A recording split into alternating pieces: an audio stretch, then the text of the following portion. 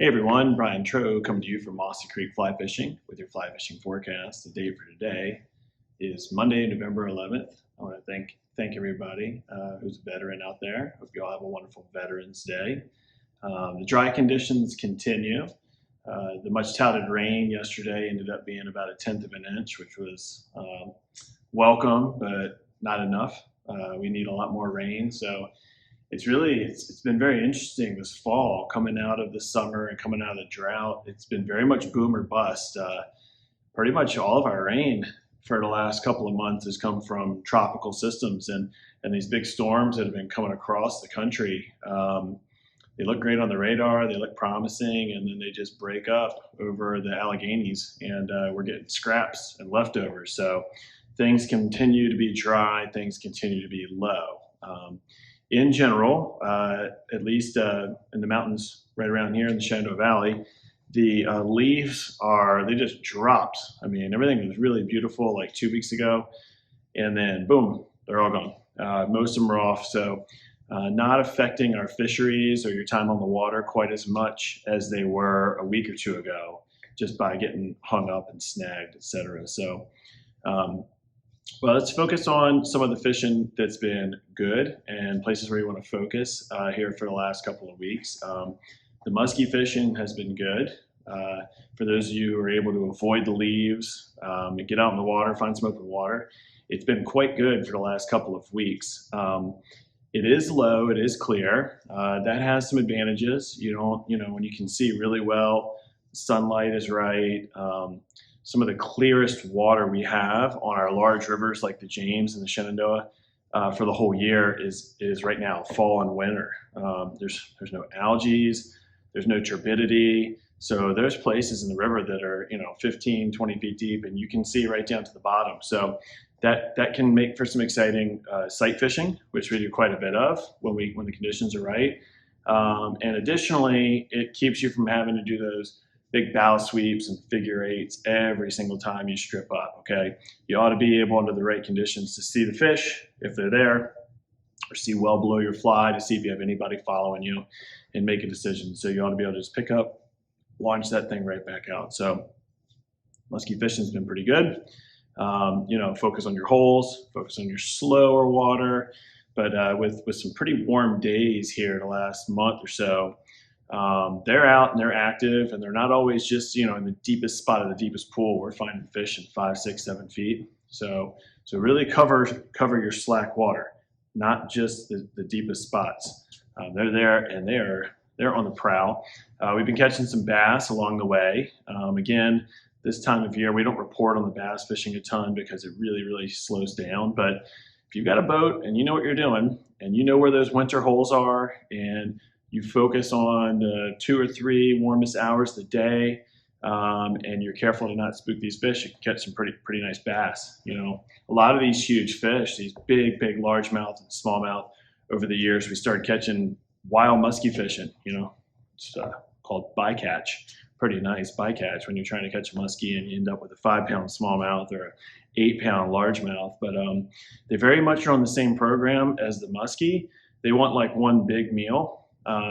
Which is very different from what you're used to fishing or seeing out of them in the summer months, where they'll just eat. They'll have food in their stomach and food in their mouth and still eat your fly. So anyway, if you all have questions about winter bass fishing, we can help you out, but you can get out there and chip away and hit the right spots and do pretty well this time of year, particularly with these warmer afternoons. So big cold front coming through tonight. Speaking of warmer afternoons, it's gonna be chilly tomorrow. We'll see what happens with the weather coming up, but not a lot of rain in the forecast. So you got to keep focusing on your spring creeks if you're a trout fisherman. The spring creeks not only have better flow because they're dependent on groundwater, but they have more moderate temperatures. All right. So as things cool down over the next couple of weeks and our mountain trout become very lethargic from the cold, the spring creek fish will be much less affected. Okay. They will be slower than they were in the summer, but they will be more active than fish in all the other streams around us. So you want spring creeks like Mossy Creek and Spring Run. But you also want spring influence streams or limestoners. Places like Beaver Creek and Buffalo Creek and South River, even other streams like the Jackson up there in Hidden Valley, they're going to have huge springs feeding in. So make sure that you carry your stream thermometer with you this time of year. You're checking water temperatures, focus on your warmer hours of the day. And once you find those springs, you'll find fish that are a little bit more active. State is out and stocking actively. Probably not today with it being a holiday, but they've been out. A lot of the delayed harvests are open for the year. So those are places you want to target. They'll get stocked throughout the year. So they're fishing pretty well right now, but then they'll get better and better and better. So if you're fishing some of these fisheries that are put and take, or you're fishing some of these delayed harvests that just got opened up, freshly stocked trout take a little while to get picky about the local food. They'll eat a pheasant tail nymph, they'll eat all kinds of stuff, thinking that it's just food, but it takes a while for them to get dialed in. They like brightly colored flies. We fish egg patterns, we fish squirmy worms for these guys. They love streamers. So we'll fish woolly buggers and golden retrievers. But as their time in the stream wears on, and they are relying on themselves to feed and not have anybody feed them anymore, they're going to start to develop instincts, and they're going to start to get conditioned, and they're going to start to refuse certain flies that they've been harassed with, and they'll start to dial in a little bit more, and that's when you're going to start going a little more natural, okay? So let's talk about nymphs that are natural for this time of year. Most of our bugs were hatched out from insects in the spring. So they're extremely small right now, very, very tiny. So if you're fishing low water, clear water, and you're trying to match the hatch, things like a size 18 pheasant tail nymph are going to do the trick really, really well, all right? Also, we're going to start having stoneflies show up. It's a pretty prominent winter nymph that's around, and a much larger meal than some of the other smaller mayfly nymphs, and also a lot easier to grab and get because they crawl around than like a cased caddis that's stuck up underneath the underside of a rock, okay? So those are the types of things that the fish are going to start seeing more and more, and they'll be excited to eat. You really want to focus in on those. Streamer fishing is never off. You can throw a streamer 12 months out of the year for any type of fish, but you really, really want to focus on your speed, your rate of retrieve, slow everything down. If it's a cooler afternoon, water temps have taken a dip, you want to slow things down, and then very much pay attention to your depth, all right? You don't want to ask too much of the fish. You don't want them to swim 5 feet up to grab your streamer as you're ripping it across the surface. So mind your angles. The angles is if you're fishing a stream, we've got current, okay? If you just throw straight downstream into fast water, you're never gonna really be able to achieve those depths, okay? So find an angle, work your mins, and get that streamer to slow down and to get down a little bit deeper onto the bottom. We're having pretty good success out on Mossy Creek. It's been a little bit busier than normal recently. That tends to happen when we get into drought or we get into flood, and some of these other streams become difficult or too low. People will show up there, but just remember there's over 4.5 miles of water out there. Some folks go and fish the first 200 yards from their car. Maybe it's a good time of year to get out and explore other parts of the creek a little bit. There's a lot of water out there, and there's a lot of other streams in the area that have these spring flows. So give us a call if you need some help finding some water, or stop by and we'll pop the map out and show you.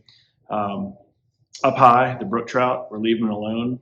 This is the time of year for them to spawn, and then once they've spawned, to be sure to not trample or wade through spots where they could have nests. So we'll update you all on brook trout a little further into the winter. But for right now, at least the folks here at the shop, we are kind of giving them a rest, giving them a break, and letting them do their thing. As far as the browns go in Mossy and some of the other brown trout fisheries in the state, a little hard to peg like when they're done. But you'll know, because if you fish them regularly, those big browns will come off and they will eat with a vengeance. They'll be a lot more silvery. They won't have their colors that they had, just a few weeks ago. And they go for the big score. They go after streamers. They go after sculpins.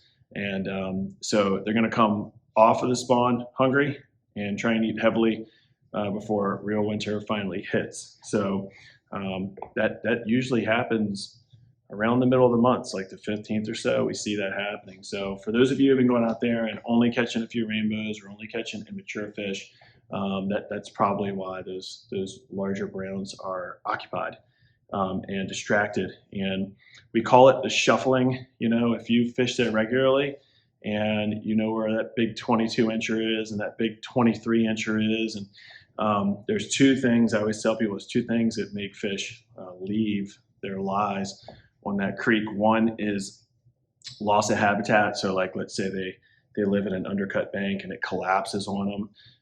They'll swim out of there and go find another spot. Or if they're getting, poked on by the birds too much, they don't have good cover from the moss. But the other thing is the spawn. All right.